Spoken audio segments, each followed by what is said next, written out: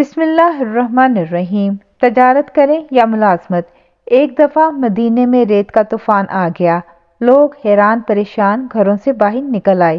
ام المومنین حضرت عائشہ رضی اللہ تعالی عنہا بھی دروازے پر آ گئیں اور پوچھا، یہ طوفان کیسا ہے؟ لوگوں نے بتایا کہ حضرت عبد الرحمن بن عوف کا تجارتی قافلہ آیا ہے۔ آپ نے حیرت سے دریافت کیا، بھلا تجارتی قافلہ بھی ایسا ہو سکتا ہے؟ اور پھر دیکھتے ہی دیکھتے عین وسط شہر میں 700 سامان سے لدے اونٹ کھڑے تھے۔ عبد الرحمن بن عوف روتے جاتے اور لوگوں میں سامان بانٹتے جاتے تھے، حتیٰ کہ پورے 700 اونٹوں کا سامان لوگوں میں تقسیم کر دیا۔ حضرت عبد الرحمن بن عوف رضی اللہ تعالی عنہ، جن کو نہ صرف بدری صحابی ہونے کا اعزاز حاصل ہے بلکہ یہ ان 10 صحابہ میں 8ویں نمبر پر موجود ہیں جن کو رسول اللہ صلی اللہ علیہ وآلہ وسلم نے دنیا میں ہی نام لے کر جنت کی بشارت دی تھی۔ جب آپ رضی اللہ تعالی عنہ کی وفات ہوئی تو ترکے میں دولت کی مد میں 3 ارب 20 کروڑ 10 لاکھ دینار چھوڑے تھے۔ ایک دینار گول سونے کا کچھ بھاری سا سکہ ہوتا تھا جو کہ 4.5 ماشے کے برابر تھا، اور اس وقت ایک ماشا پاکستانی 6 یا 7 ہزار روپے کا ہے۔ 1000 گھوڑے، 1000 اونٹ اور 10,000 بکرے، بکریاں اور مویشی اس کے علاوہ تھے۔ مدینے اور اس کے اطراف میں بے شمار زمینیں تھیں، جبکہ آپ کی جائیداد میں سونے کی سیلیں تک موجود تھیں۔ وفات کے بعد ان سلوں کو کلہاڑوں سے کاٹا گیا۔ مزدوروں نے صبح کاٹنا شروع کیا تو شام ہو گئی اور مزدوروں کے ہاتھ تک سوج گئے۔ آپ کی وفات کے وقت آپ کی 4 ازواج حیات تھیں اور بیوی کے حصے میں جائیداد کا 8واں حصہ آتا ہے۔ آپ کی ایک بیوی کے حصے میں دولت کی صورت میں 4 لاکھ دینار یعنی 400 ملین درہم آئی۔ حضرت عبد الرحمن بن عوف رضی اللہ تعالی عنہ اسلام سے پہلے بھی تجارت ہی کیا کرتے تھے اور حضرت عثمان رضی اللہ تعالی عنہ کے بہترین دوستوں میں شامل تھے۔ جب ہجرت کر کے مدینہ آئے تو بالکل مفلوق الحال ہو چکے تھے۔ اللہ کے رسول صلی اللہ علیہ وآلہ وسلم نے ان کی مواخات میں ایک انصاری صحابی سے کروا دی۔ آپ نے ان انصاری صحابی سے صرف 2 سوالات کیے، بازار کہاں ہے؟ کون سے کاروبار کے بازار میں سب سے زیادہ مانگ ہے؟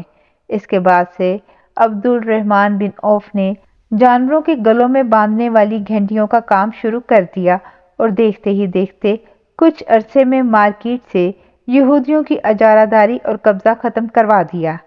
اللہ کے رسول صلی اللہ علیہ وآلہ وسلم نے مدینے میں جو مارکیٹ قائم کی تھی، آپ وہاں کے چھوٹے تاجروں کو کم منافع اور بلا سود مال بھی فراہم کرتے تھے۔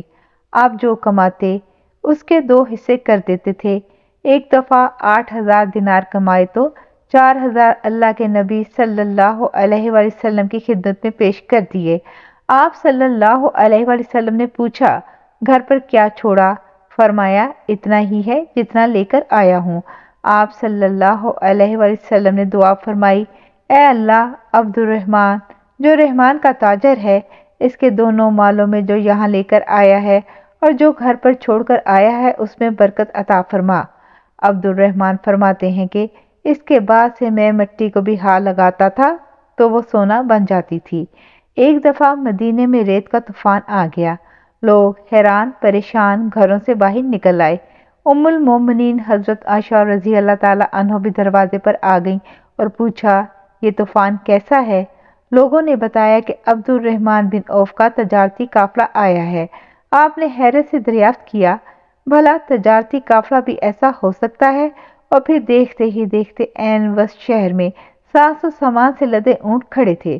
عبد الرحمن بن عوف روتے جاتے اور لوگوں میں سامان بانٹتے جاتے تھے، حتیٰ کہ پورے 700 اونٹوں کا سامان لوگوں میں تقسیم کر دیا۔ مجموعی طور پر اسلام اور اسلامی معاشرے کا مزاج یہی ہے کہ تجارت اور کاروبار کو فروغ دیا جائے، جبکہ نوکری اور غلامی کی حوصلہ شکنی کی جائے۔ اسی لیے رسول اللہ صلی اللہ علیہ وآلہ وسلم کی حدیث کا مفہوم ہے کہ رزق کے 10 دروازے ہیں، جن میں سے 9 تجارت میں کھلتے ہیں اور باقی 1 میں دوسرے تمام شامل ہیں۔ لوگ اس بات پہ بحث کرتے ہیں کہ اسلام تبلیغ سے پھیلا یا تلوار سے۔ میرا ماننا یہ ہے کہ اسلام تجارت سے پھیلا ہے۔ مسلمان بے انتہا وسیع سوچ کے مالک تھے، یہ خود کو برانڈ بنانا اور برانڈ کرنا جانتے تھے۔